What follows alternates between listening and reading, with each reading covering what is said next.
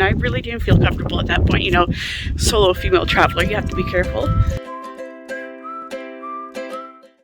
Okay, so I'm at the Scenic Caves Nature Adventures. It was about 6 minutes from Blue Mountain Village, so you do have to pay to get in here. It was $17, and they have tons of hiking trails, they have cross-country skiing, they have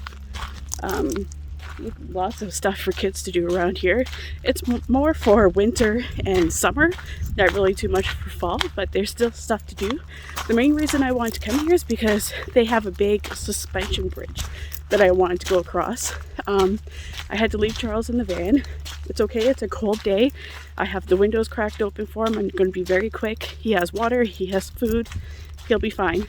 So I'm going to do this fast and go to the trail so I can get back to him. But normally you would be able to go on a cave trail too, but they closed the cave trails because obviously the conditions aren't good right now. It's too dangerous. So let's just go do the suspension bridge.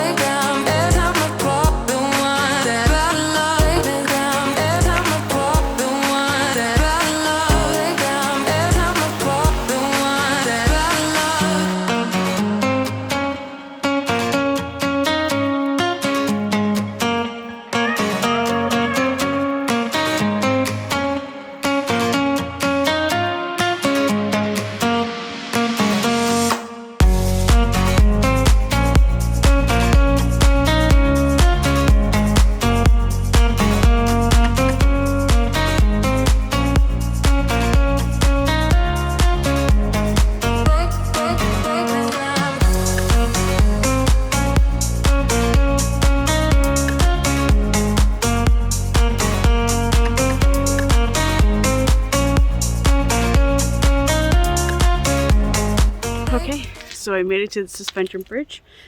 That walk is not the greatest for people if you have knee issues. It's a lot of downhill, but it was quick. It was a fast walk. So now let's go across the bridge. This is beautiful. I love suspension bridges. It's bouncing underneath my feet. My mother would hate that.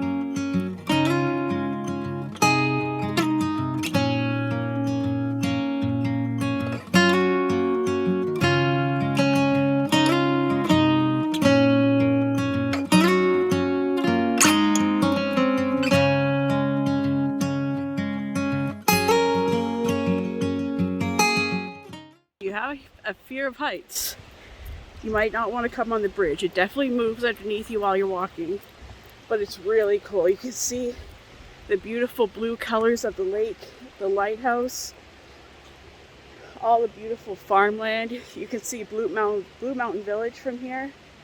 It's a gorgeous, gorgeous view. I'm so glad I stopped here and did this.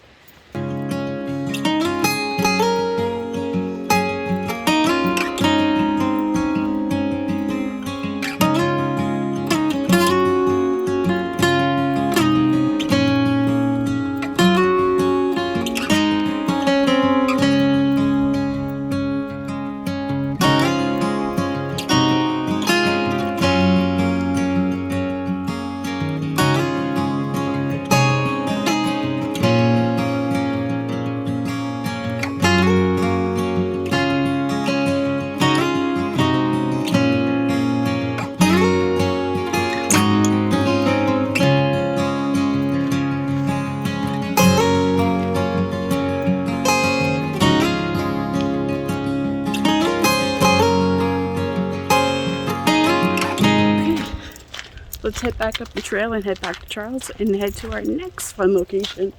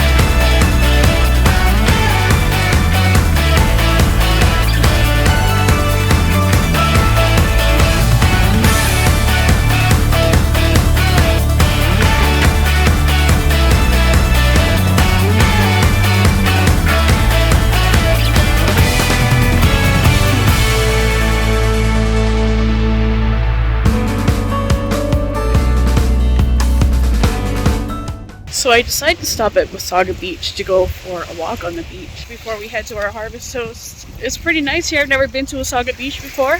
It's a huge beach. They obviously pack down the sand. It's easy to walk on. So Charles and I will just enjoy our walk. So we moved spots. I talked to some park employees and asked them where some open parking spots were. And Wasaga Beach is broken up into like 6 different parts.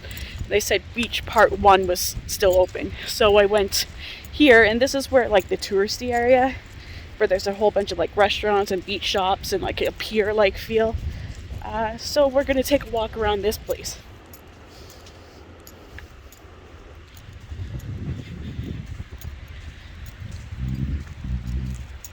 Now Wasaga Beach definitely gives you a feel like you're walking on a beach in like California or Florida or something, even though it's not on the ocean. It's on Lake Huron. But it's just a massive, massive beach. Like, I've been on a lot of beaches on the Great Lakes, and I haven't really seen one like this before. So obviously most of the businesses and such along the beach are closed because they're purely seasonal. But it's nice being here when it's not completely packed with people. I kind of have the place mostly to myself. There's just a few other people dotted along the beach. There's some cutouts here that people can take pictures at.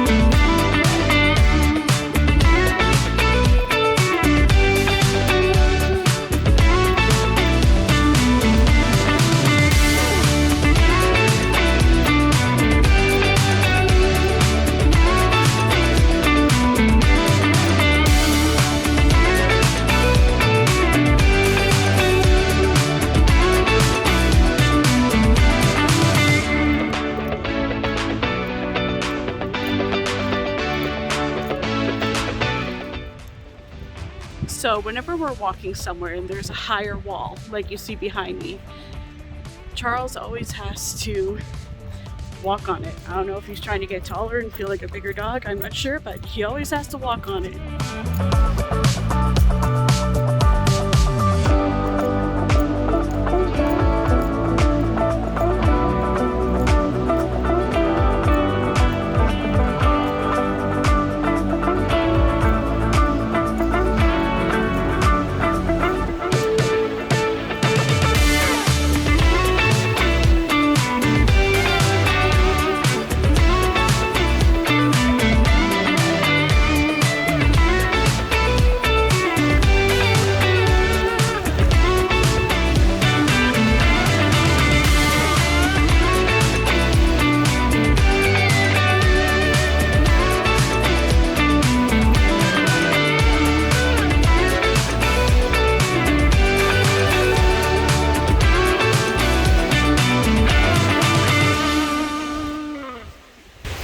Charles loves being at the beach. He loves going in the water. He likes playing in the sand. He loves walking on the beach with me, which is kind of a good thing because I love beaches. It's a perfect travel partner.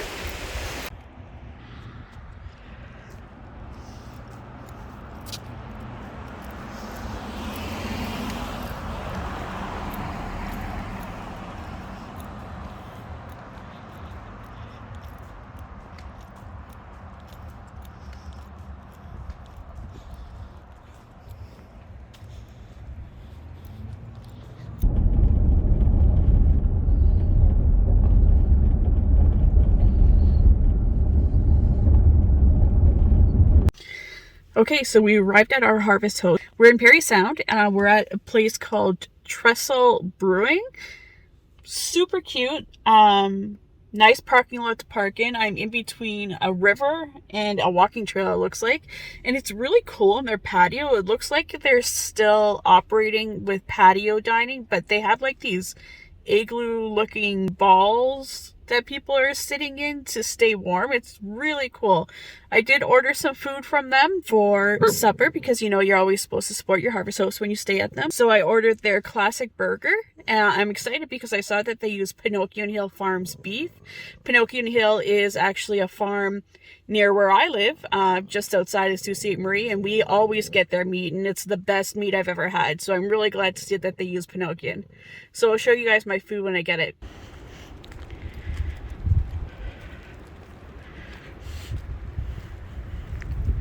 So the brewing company is most likely called Trestle Brewing because it sits under, not under, but near the train trestle. So I'm going to assume at some point tonight, or maybe in the early morning, I'm going to hear a few trains go by. But that's okay. Okay, so I just ran inside and grabbed my classic burger that I ordered. It took about 20 minutes to be ready, so that's pretty good. So let's see what this looks like. Oh, that's a lot of fries for one person.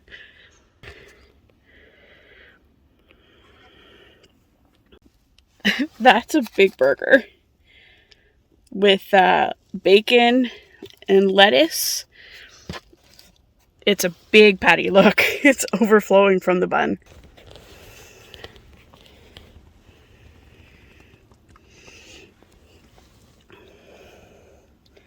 So I'm going to dive in and I'll tell you guys what I think. Okay, verdict is that burger is delicious. It's so good. Of course, it's made with Pinocchio meat. I can tell it's made with Pinocchio meat. Pinocchio meat is the best meat. So if you're ever in Perry Sound, Trestle Brewing Company, get a burger. And I hear they have tons and tons of beer flavors on tap too. Obviously, I don't drink alcohol, so I'm not trying those.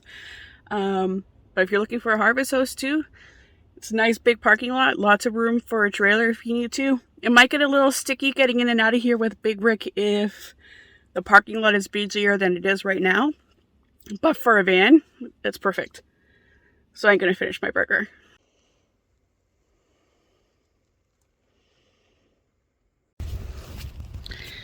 Good morning, guys. So as you can see, I am no longer in the Trestle Brewing parking lot. It was nothing against the brewery, but I was sitting in the van watching a movie and I saw somebody walk by the van, looking at it pretty closely, so I didn't really think anything of it. And then I saw them walk by again, and then I saw them walk by again, and I knew as soon as the brewery closed that I would be the only one in the parking lot, and I really didn't feel comfortable at that point. You know, solo female traveler, you have to be careful. So I decided to go a few minutes up the street to the Walmart and park here around other people. I parked by a couple of big rigs that were parked here, and there were some other campers parked here overnight, and that made me feel a little safer having other people around me. So it was a quiet night, except for the lull of the big rigs, but I'm fine with that. So now I'm going to end this vlog series here. I'm going to head home, start editing these videos. Thanks so much for tuning in to Van Life Mama. I hope you like and subscribe. We got some cool journeys coming up. I'll see you guys later. Bye. Dream, adventure.